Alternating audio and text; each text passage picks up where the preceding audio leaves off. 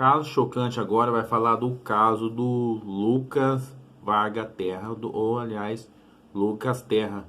Para quem não conhece esse caso, o Lucas Terra foi aquele menino que foi assassinado pelos pastores da Igreja Universal Reino de Deus, e a sua família tentaram de tudo para lutar na justiça contra os assassinos do seu filho, e infelizmente não aconteceu e eles perderam a justiça, e o pai do Lucas Terra acabou morrendo lutando pela justiça pela morte do seu filho.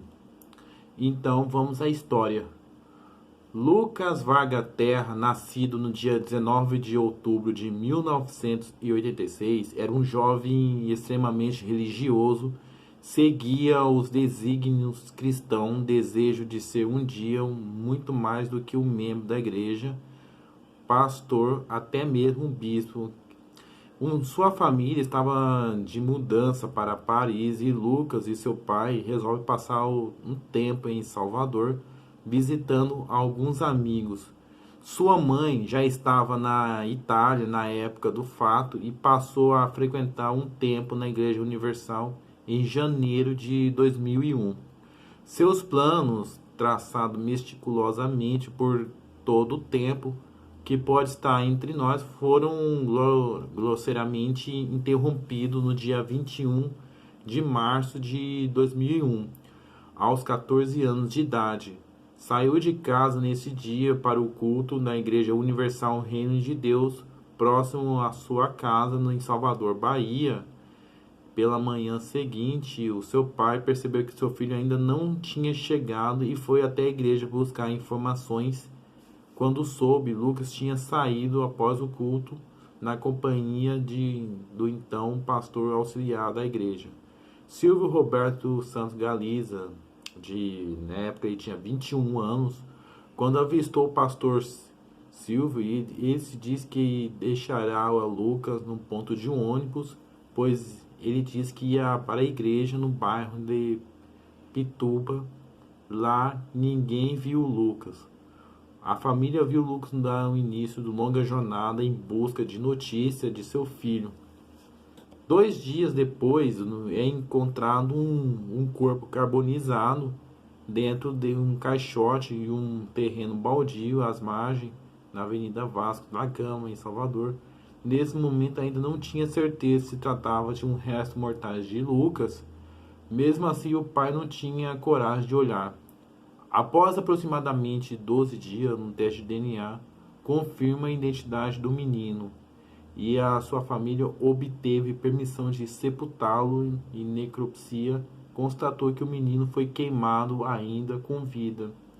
No intermédio entre o encontro dos restos mortais e a confirmação da perícia de que era realmente de Lucas Terra, seu pai, esperançoso de que ele não seria o seu filho, continua cruzando por informações e retornou novamente à igreja. Procurou pelo pastor Silvio, que surpreendentemente mudou a versão da história. Diz que tinha deixado Lucas no Ceasa, em um bairro próximo, é claro, o que chamou a atenção da família e das autoridades.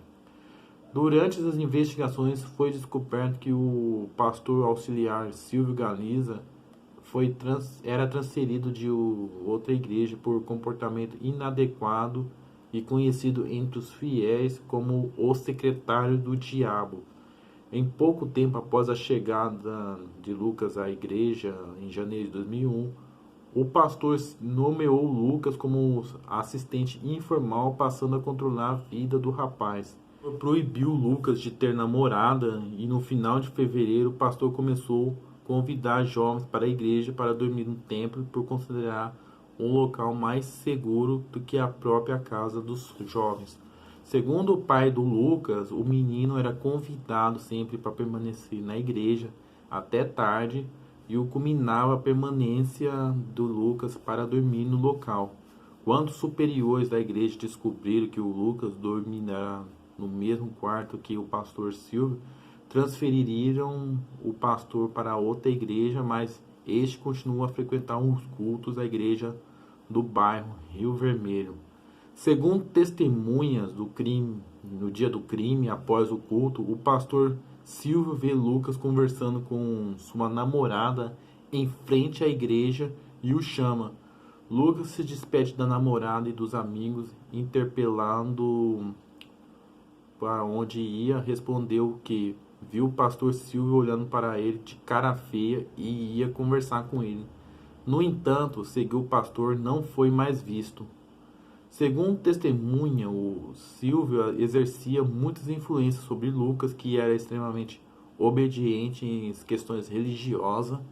Dito anteriormente, em sua intenção era mais do que um simples membro da igreja. Para isso, obedecia veementemente aos considerados seus superiores. Caminharam até o Vale das Pedrinhas, que fica próximo à igreja, e pegaram o ônibus para o bairro Rio Vermelho. Percebendo que ia demorar mais que um previsto, Lucas ligou para o pai às 10 horas da noite, dizendo que ia para a igreja no bairro Rio Vermelho, na companhia do pastor Silvio Galiza, para o propósito de oração, que dormiria na igreja. O pastor passará antes de que a igreja em uma loja de conveniência. Neste momento é que Lucas ligou para o pai.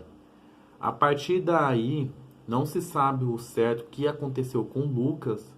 Segundo a perícia, tentaram asfixiar o Lucas, que foi amarrado e amordaçado, colocado na caixa de madeira incendiada esta para descartar a evidência do crime.